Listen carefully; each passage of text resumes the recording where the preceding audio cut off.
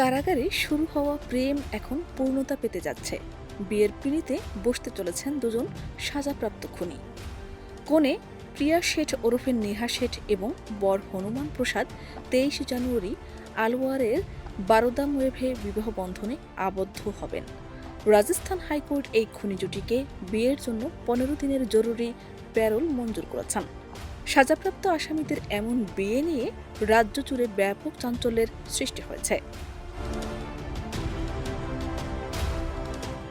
ভারতের রাজস্থানের একটি কারাগারে প্রেমের সম্পর্কে জড়িয়েছিলেন হত্যা মামলায় দণ্ডপ্রাপ্ত এই নারী ও পুরুষ। প্রায় 6 মাস আগে সাঙ্গানের ওপেন জেলেই প্রথম দেখা হয় প্রিয়া ও হনুমানের। সেখান থেকে আলাপ এবং পরবর্তী সময় প্রেমের শুরু। দুজনেই দণ্ডপ্রাপ্ত হওয়া সত্ত্বেও জীবনসঙ্গী হিসেবে একে অপরকে বেছে নেওয়ার সিদ্ধান্ত নেন। এরপর বিয়ের অনুমতির জন্য আদালতের দ্বারস্থ হন তারা।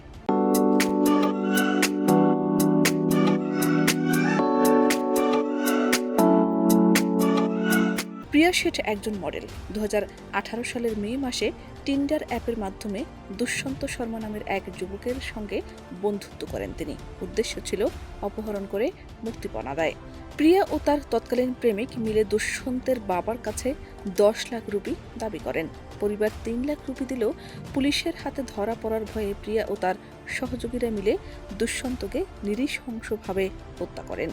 পরিচয় গোপন রাখতে তার মুখে অসংখ্য ছুরিকাঘাত করা হয় এবং মরদেহটি একটি সুটকেসে ভরে আমের পাহাড়ে ফেলে দেওয়া হয়। এই মামলায় প্রিয়াকে যাবজ্জীবন কারাদণ্ড দেওয়া হয়। বর্তমানে তিনি সাঙ্গানের ওপেন জেলে সাজা খাটছেন। অন্যদিকে হনুমান প্রসাদও 5টি হত্যা করেছেন।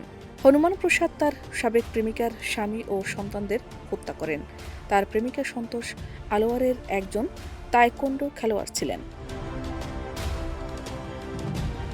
প্রেমিকা সন্তোষের স্বামী বনোয়ারি লালকে পশু জবাইয়ের ছুরি দিয়ে হত্যা করে। এ সময় ঘুমন্ত 3 সন্তান এবং এক ভাতিজাও জেগে ওঠে।